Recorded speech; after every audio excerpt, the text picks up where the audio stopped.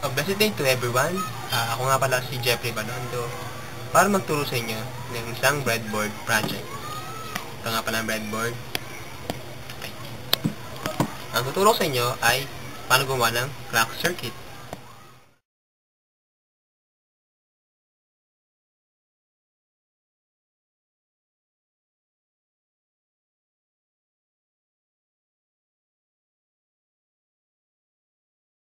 Sa ating unang breadboard project, ito ang tinatawag nating clock circuit.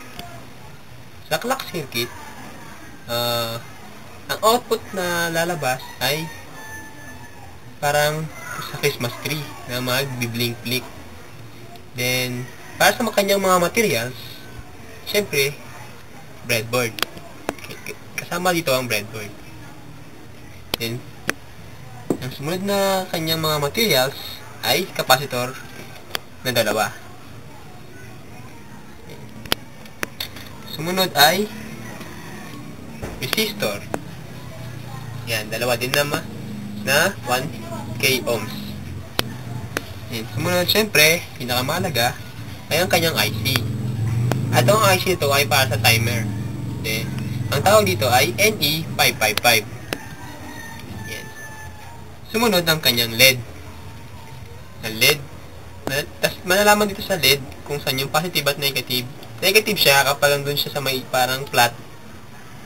Doon mo kakabit sa negative side ng breadboard. Or dito. Yan. So, lagi siya sa baba. Sa baba lagi. Kapag taas mo siya lalagay, positive. Yun yung hindi naka-flat. At syempre, mga wires. Mga wires na kakabit natin para connect.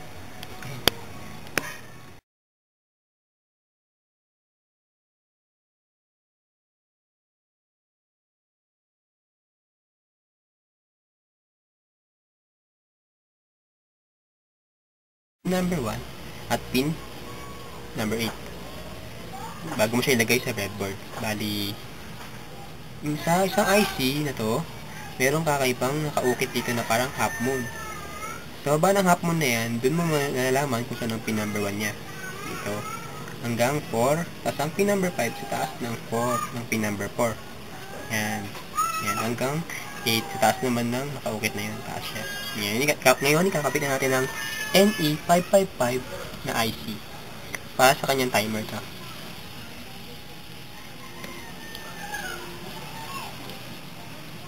Yan, nakakabit na.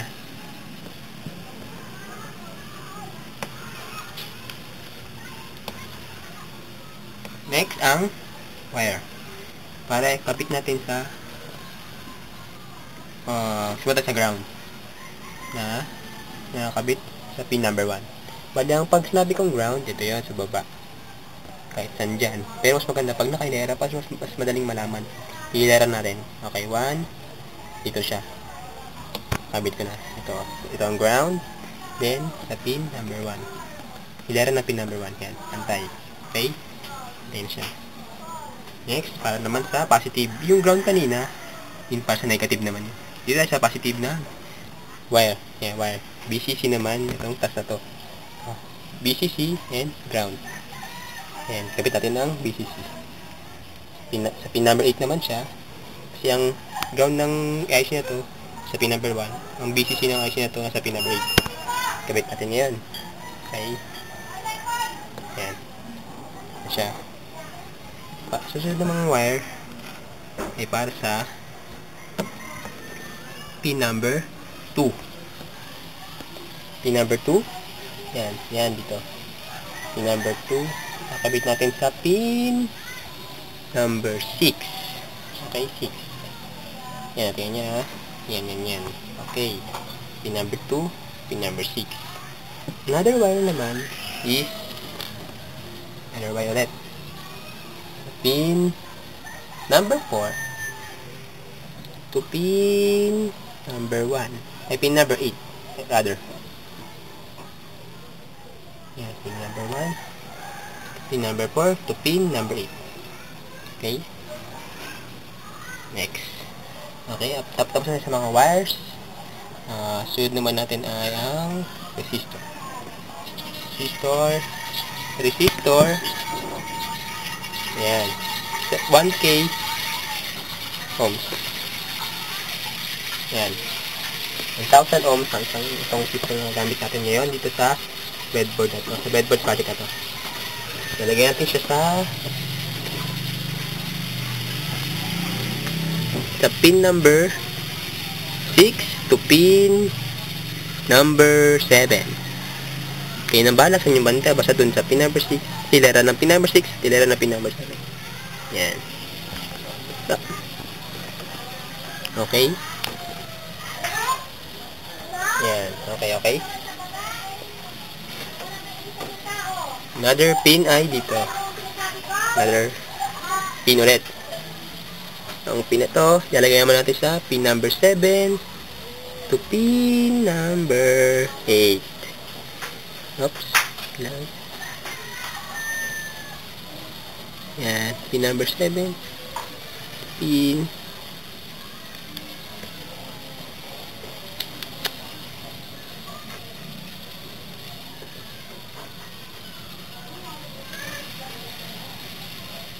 Yan. Kasi na matagal.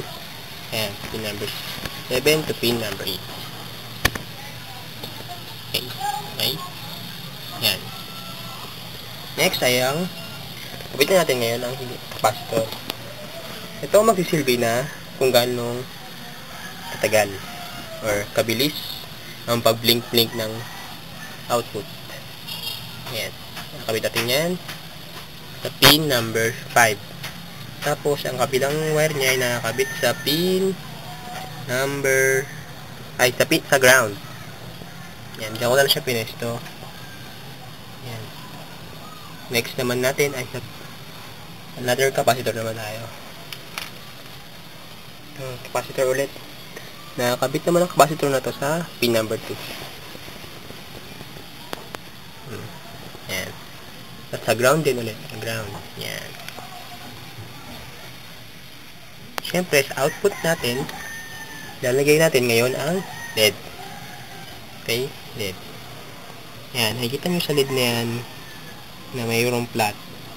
Pag may flat, ibig sabihin doon yung negative. Ilalagay natin yung negative sa ground. Okay, sa ground. Okay. So, ngayon, lalagay natin siya sa hilera ng pin number 3. Okay.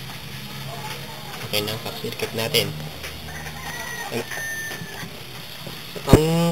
Ang huling-huli, syempre, kailangan natin ng source of power. Kailangan natin ng battery. And 9 volts ang battery na ginamit ko. Okay, para magawa na siya, kabit natin ito dito. Ang positive, lagay natin dito.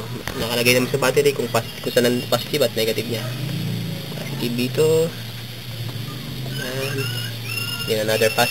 Ang kapila naman syempre sa negative. Yun, nakita nyo ba? Oh, tanggal. Okay. Uy, tanggal ulit. Pensya nyo na. Ayan. Ayaw ko mabit. Okay. Nakita nyo siya? Yan ang kanyang output para sa ating clock circuit.